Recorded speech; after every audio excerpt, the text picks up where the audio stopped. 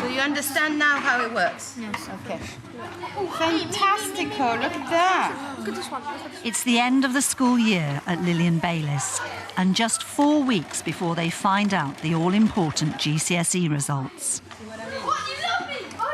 And as with any school, there are a number of farewells. Gary's losing his trusted deputy, Andrew Marsh, after a decade together. As a former head of English and head of pastoral, he's become increasingly convinced of the importance of children's social and emotional learning.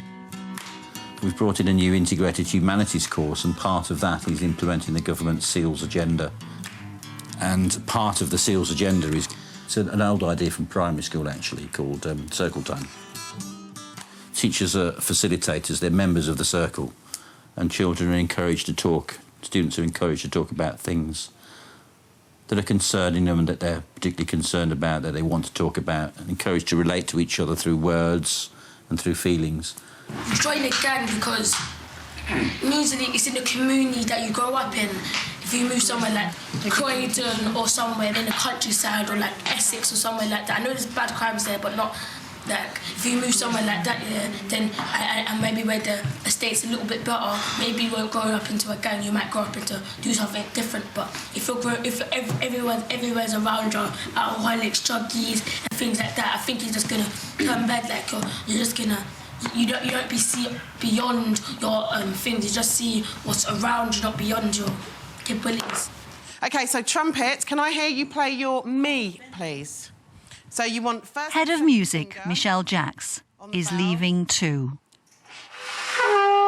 Excellent, thank you, Fabio. OK, thank you very much. I actually feel like I've done as much as I can do now. I don't feel like I can do any more. OK. It's been a hard slog. It's been really, really difficult. It's probably one of the most challenging things I've ever done in my life. OK, thank you. OK, excellent. All heads are under pressure to bring home the bacon, aren't they, to get there?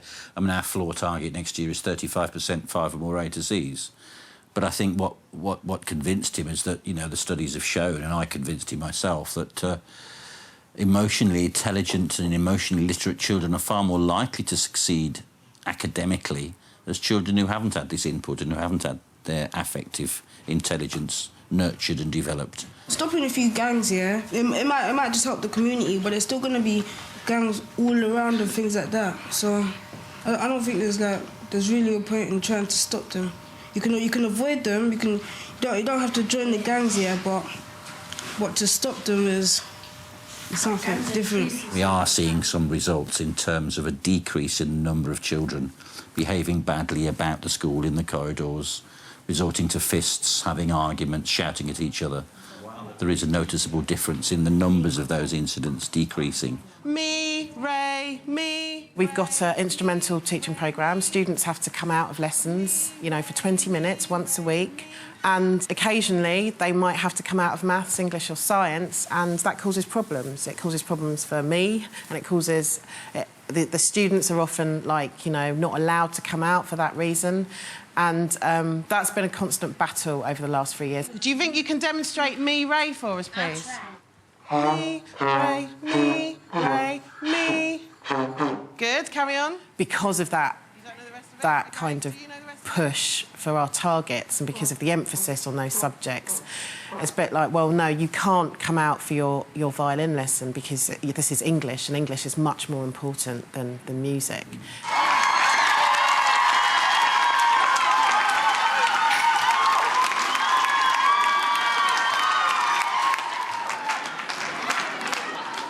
All 4 of our staff colleagues here in the last few years have done something to help transform this school. Miss Jackson in music, Miss Kendall in humanities and citizenship, and Mr Curry by taking on the new role of achievement coordinator.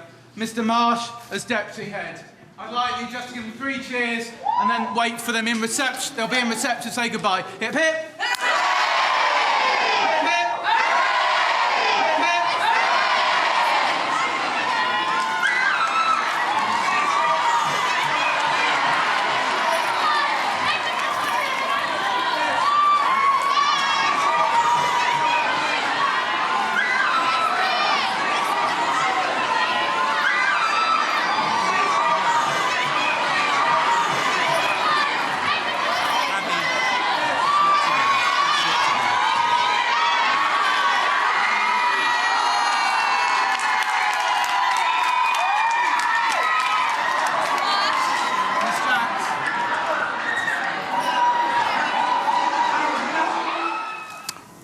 we know that music helps kids achieve.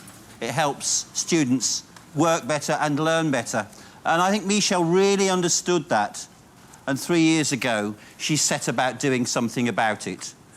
What the secret of her success is, she gets kids interested in music, and when she encourages them on the stage, or when she joins in plonking away on the xylophone or playing her fiddle or singing, she does that in such a way that it's entirely unself-conscious. And she joins in, and the kids recognise that and they appreciate it. And I think that kind of inspiration, you can sort of sense it flowing between the kids and Michelle. And that's why music has been such a raging success over the past 3 years. And I think that's down to you, Michelle. And you'll be a sad loss to the school. Thank you, Michelle, and good luck for the future.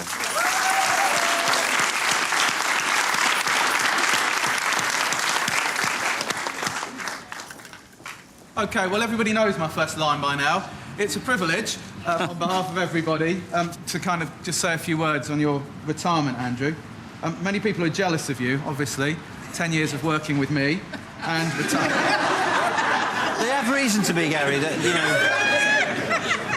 And they don't know the half of it. No, they don't know half of it. So, it's my pleasure and privilege to work with you, and it's been my pleasure and privilege to walk with you over the last 10 years. It is a painting. I know which one it is. Yeah. It isn't, is it? It is a painting by Howard Hodgson. And it's called Walking with Andrew. Thank you. I never know what to say until a couple of minutes before I say it, really. So just while Gary was talking, I kind of thought, well, I'll talk about this kid who I knew in 1982, a couple of years after I started to teach. And I was walking through the playground one day, and he kind of just appeared on my field of vision. I was going home, I think. And he said, "Yeah, Marsh, you puffed her." And if you know, this is 1982, and I thought, well, I've got one of three things I can do. I can put him in detention, or send him to the head of PE who'd give him the slipper.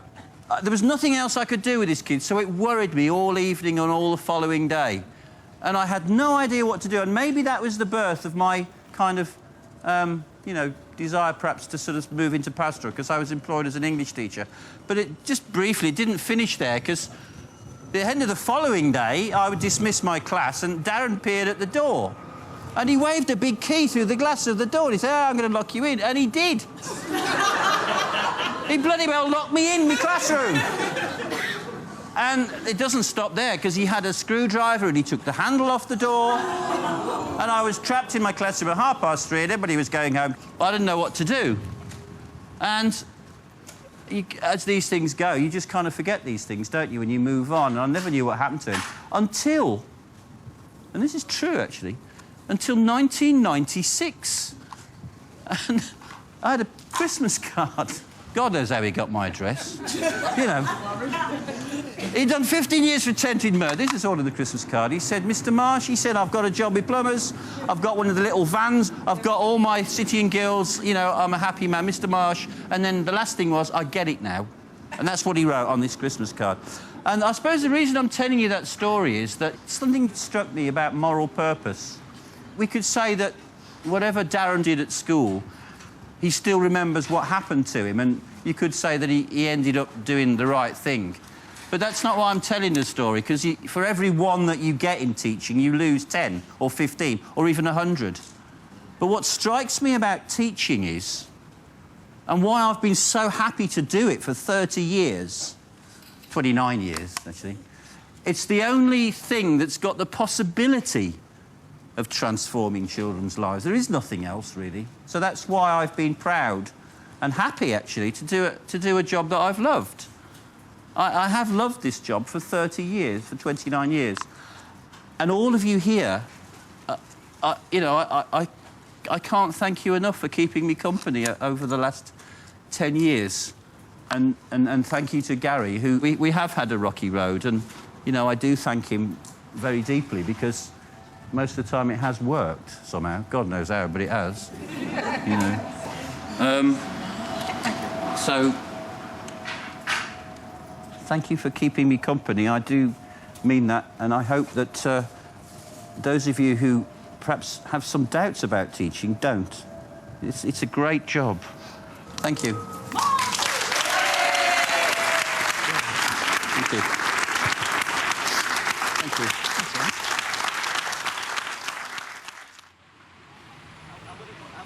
August the 27th. GCSE Results Day. Have they hit the all-important 30% mark? Hi, Fraser. It's Gary. How are you? Don't understand that. Oh, no! What is that? Where's that business? Yes! Oh, my days. You can buy a trick me. Thank God for that. I'm ringing you up with the numbers now. Do you want to get a bit of paper in front of you? Right, we'll be going off 108. That'll be the validated number. So, with English and maths is 45 children, which gives you 42%. To get some decent grades. Real maths. Let's see, did you foundation or higher? Without English and maths is 69 children, which gives you 64%. Jacobi, 5A starts here. Best set of results we've ever had, isn't it? Got C in English, C in maths, B in science. Richmond, here I come. I'm so pleased, Andrew. I'm relieved. I can't believe it. I'm so relieved. Really well, Sinead. What's the final percentage for... 55, I believe. Staggering. I know, I'm Fantastic really achievement. pleased. Well done, Ian. Well done to you too, because Well, your the literature- 11s did all right. And Well, they did, I haven't didn't seen they? the literature results The literature yet at all. results. You didn't get an A star, did you? Did you? Did you get an A star? Nobody else has not These are the greened out. possibles, and most of them managed to get a C for English, which is just fantastic, because normally these will be Ds. Yeah, that's what's made the difference, Ian, isn't it? 3, 4, 5, 6, 7, 8, 9, 10, 11. You have 11 GCSE. Oh look, Shanine's double A. Well done, Shanice. What does this do for you politically? It stops anybody waving the academy banner near the school for a couple of years, doesn't it? It's... I don't know if we're a national challenge school or... I don't know really what it does. The problem is, if people relax too much, you'll go back down to the shoddy levels it was in the past. And we can all bellyache about the move to 5A to Cs with English and maths, but what the government will point out is the rising numbers of children who are now getting it. Now they've set it as the one overriding goal. And it's now maintaining that.